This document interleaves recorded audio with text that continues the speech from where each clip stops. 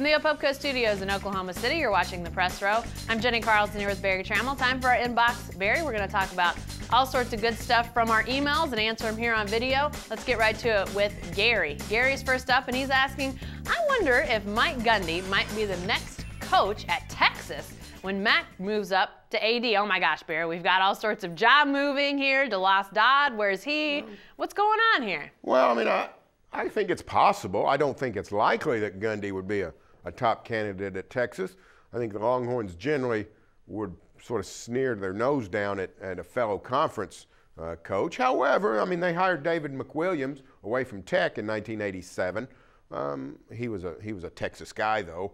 They hired Darrell Royal, a Sooner, to come back and coach the Longhorns. So anything's possible.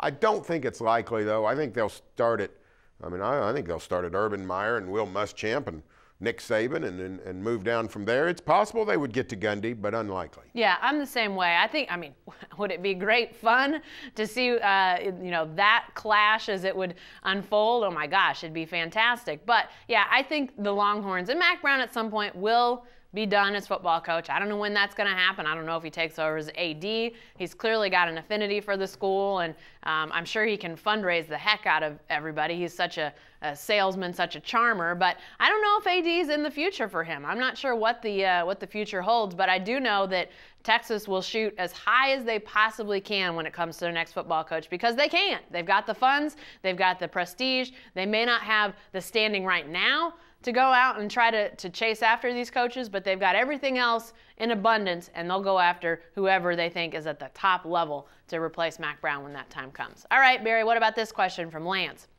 Lance says, college basketball attendance figures around the country are brutal. I don't know what bothers me more, the fact that the sport is collapsing and nobody wants to admit it, or that I can't summon the effort to care. How do you feel about the state of the sport? Barry, this is a great question, and you and I are both in that same spot.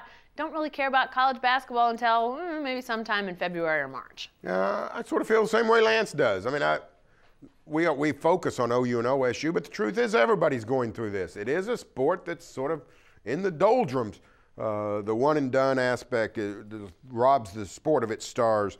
Here in our market, of course, the Thunder casts a huge glare over everything. But nationally, it's a sport that just seems to have lost its sizzle. The NCAA tournament has not been as great in recent years. Final Four has been disappointing. It's a sport that needs an infusion of juice and energy. I've got a few ideas. I've thrown them out there over the last several years. Nobody pays any attention to me, so I mean, I don't know what else to do for them. But no, it's a sport that's struggling, no doubt about it. And here's what you got to fear if you're college basketball: there are no guarantees. There are no guarantees that college basketball remains a top-flight sport. Boxing, once ranked with baseball, is the premier sports in America. Where's boxing today?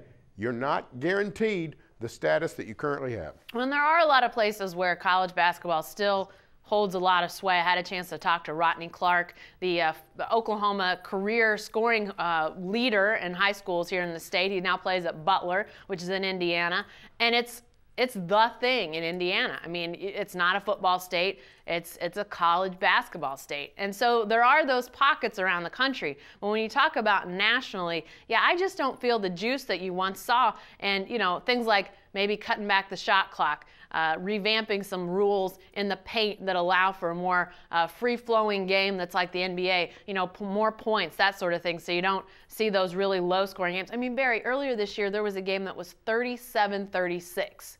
That was a final involving a Big East team. Georgetown, Tennessee. I mean, come on. Nobody scored the last 4 minutes. And to think that was a primetime game, it was on TV, and it was supposed to be a good game, and it ended up like that. To me, you start there to try to fix college basketball. All right, Barry, back to the inbox. This one comes from Gary. Gary says, Tony Romo has played better than many Cowboy fans could have hoped. How far can these Cowboys go? What is the ceiling for Dallas, Barry? Well, you don't want to say that they could go all the way to the Super Bowl. On the other hand, I mean, we've seen it happen before. A team gets hot. The Giants were 7-7 after 14 weeks last year. Won the Super Bowl. Towed the line and not making the playoffs, Barry. That's exactly right. So, I don't think Dallas is going to the Super Bowl. On the other hand, if Dallas can go to Washington and win and somehow win the NFC East, anything's possible. I think the NFC is pretty wide open. I know San Francisco's got the best team all around. They also have a not a rookie quarterback, but an inexperienced quarterback, not even in his first full season as a starter. You never can know what will happen there. Green Bay's got injury issues. NFC, to some degree, is wide open. Dallas can't rule itself out. I think the Cowboys could contend for the NFC. Yeah, and I think Tony Romo is a part of that, obviously. But as much as anything, you've got to realize that this Cowboy defense is a lot better than it was last year. And I mean, especially in the secondary, there was a high ceiling for where they could go. So I think that they've at least solidified some things. I don't know that they're world beaters on the defense, but I think that they've got enough pieces to make a run. And if you get some home field advantage to help yourself out, you just never know what could happen in the playoffs. The Giants, obviously, a great example for these Cowboys to live by. All right, lastly, Barry, from the inbox. This one comes from Brad.